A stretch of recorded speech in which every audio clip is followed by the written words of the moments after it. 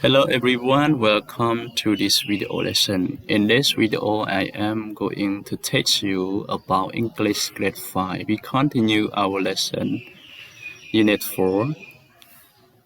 Shopping on page 21. បាទសួស្តីបងប្អូនសិស្សានុសិស្សទាំងអស់គ្នាជាពិសេសបងប្អូនដែលកំពុងរៀនថ្នាក់ទី5នៅក្នុងវីដេអូនេះលោកគ្រូបន្តមេរៀនមុខវិជ្ជាភាសាអង់គ្លេសយើងបន្តទៀតអង់គ្លេសថ្នាក់ទី5ត្រង់ទំព័រទី21 okay 24 and 21 sorry 21ទំព័រទី21បន្តពី unit 4 យើងមេរៀនទី4 shopping ការទិញអីវ៉ាន់អញ្ចឹងបងប្អូនអាចមើលតាមសិភៅបើកសិភៅក៏បានឬក៏មើលតាមវីដេអូនេះផ្ទាល់ក៏បានអញ្ចឹងយើងបន្តមកដល់ចំណុច C អញ្ចឹងចំណុច C គឺ reading okay reading យើងប្រែថាអំណានណាអំណាន1លេខ1យើងមើល look at number 1មើលលេខ1 listen to your teacher and repeat listen to your teacher and repeat បាទស្ដាប់គ្រូរបស់អ្នកនឹងថាតាមចុះស្ដាប់គ្រូរបស់អ្នកនឹងថាតាមយើងចេះហើយកន្លែងហ្នឹងណាច្រើនដងពេកអីតើលោក listen to me and repeat ស្ដាប់លោកគ្រូហើយថាតាមហើយការបកប្រែគឺលោកគ្រូអត់បានកត់ vocab ដូចវីដេអូមុនទេដោយសារតែវាពាក្យវាគឺងាយបងប្អូនអាចមើលតាន់លោកគ្រូបានណាលោកគ្រូគិតថាអញ្ចឹងលោកគ្រូអត់កត់ទេតើឡើយយើង listen ស្ដាប់ okay listen to me and repeat ស្ដាប់លោកគ្រូហើយថាតាមលោកគ្រូនឹងអានយឺត okay តោះ let's get start ចាប់ផ្ដើម Today is Sunday Darren, Wanna and their mother go shopping at a market. Their mother wants to buy vegetables, oranges, and watermelons. Wanna wants to buy an umbrella, and Darren wants to buy a zip. Okay, one more time. ម្ដងទៀតបងប្អូនបាទចាំលោកគ្រូសូមអានម្ដងទៀតឲ្យបងប្អូនអានតាមលោកគ្រូទាំងអស់គ្នាណា Today is Sunday. Darren, Wanna and their mother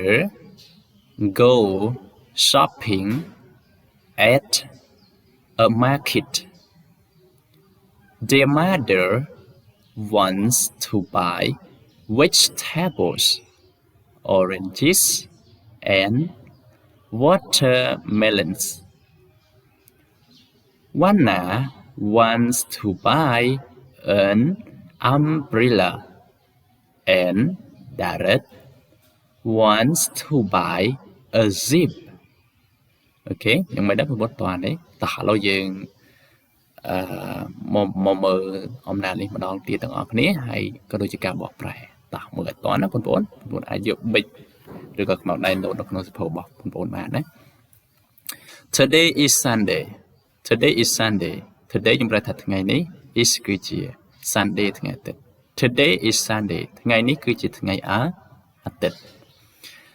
Darren, Wanna and their mother go shopping at a market អូខេលោកគ្រូសូមបកប្រែពាក្យមួយអ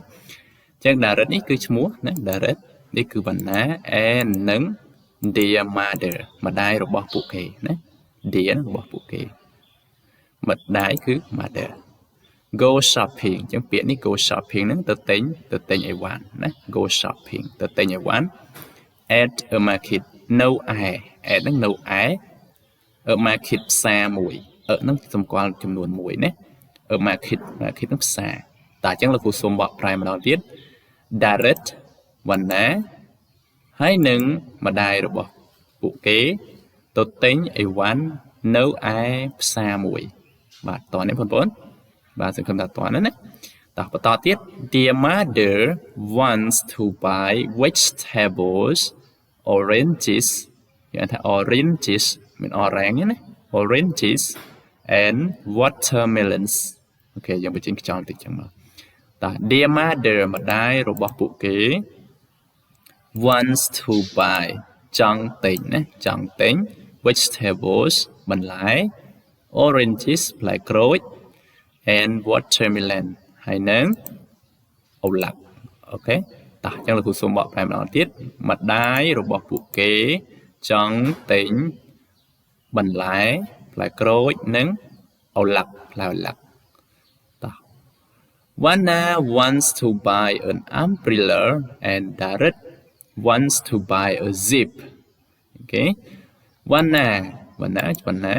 wants to buy នេះ wants to buy តាមប្រែថាចង់ទិញណាចង់ទិញ an umbrella earn នេះគឺចំនួន1ប៉ុន្តែយើងប្រើ earn ដោយសារតែអក្សរ u នេះ umbrella ផ្ដើមដោយអក្សរ u នេះ u ជាស្រៈ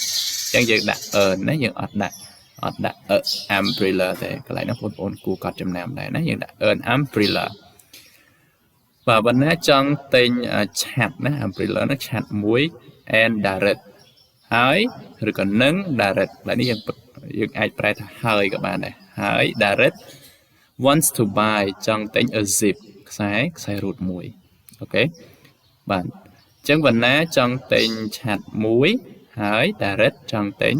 ខ្សែរូត1អូខេអញ្ចឹងសង្ឃឹមថាបងប្អូនតន់អំណាចនេះដូចជាអត់មានអីពិបាកច្រើនទេណាឥឡូវសូមអានតាមលោកគ្រូម្ដងទៀតណាបាទលោកគ្រូអានម្ដងទៀតហើយបកប្រែកាលលោកបងប្អូនអត់តន់ច្បាស់ណាអញ្ចឹងលោកគ្រូសូមម្ដងទៀតហើយបងប្អូនអាចអានតាមលោកគ្រូបានតោះ Today is Sunday ថ្ងៃនេះគឺជាថ្ងៃអាទិត្យ Darren, Vanna and their mother go shopping at a market Darren, Vanna ហើយនឹងម្ដាយរបស់ពួកគេទៅទិញអីវ៉ាន់នៅឯផ្សារមួយ Their mother wants to buy vegetables, oranges and watermelons ម្ដាយរបស់ពួកគេចង់ទិញបន្លែផ្លែក្រូចនិងផ្លែអូឡាប់ Vanna wants to buy an umbrella Vanna ចង់ទិញឆាត់មួយ and Darren wants to buy a zip ហើយ Darren ចង់ទិញខ្សែរូតមួយបាទសង្ឃឹមថាបងប្អូនទាំងអស់គ្នាតន់ហើយតែអញ្ចឹងយើងមើល number 2 look at number 2 ask and answer the questions ask and answer the questions សួរនិងឆ្លើយសំណួរអូខេអញ្ចឹងនៅទីនេះយើងមានសំណួរមួយបងប្អូនសូមថាតាមលោកគ្រូទាំងអស់គ្នា What do they want to buy again what do they want to buy what do they want to buy អូខេអញ្ចឹងយើងប្រែថាតើពួកគេចង់ទិញអ្វីខ្លះអូខេតើពួកគេចង់ទិញអ្វីខ្លះតោះយើងមើលរូបភាពនេះបន្លែណាបន្លែអញ្ចឹងយើងដឹងហើយ vegetable រូបភាពទី2 watermelon ផ្លែអូឡាក់ទី3 umbrella ទី4 zip ហើយចុងក្រោយគឺ oranges អូខេ oranges ផ្លែក្រូចច្រើនតែអញ្ចឹងកន្លែងនេះគេដាក់ថា Dear mother wants to buy vegetable អូខេយើងមើលតាមរូបហ្នឹងមក vegetable យើងដាក់ vegetable មកអូឡាក់យើងដាក់ឡាក់មកណាតែអញ្ចឹងកន្លែងនេះដាក់ថា Dear mother wants to buy okay sorry Dear mother wants to buy watermelons ហើយយើងមាន S បងប្អូនតាមអត្ថបទយើងអញ្ចឹងប្រហែលជាទិញលើសពី1យើងបន្ថែម S មកបើទិញមួយយើងដាក់watermelon ណាប៉ុន្តែក្នុងអត្ថបទយើងមិនដែលទិញមួយទេគាត់ទៅទិញពហុវចនៈទិញច្រើនចាប់ពី2ទៅ Dear mother wants to buy watermelons okay ទី3 Vanna wants to buy okay wants to buy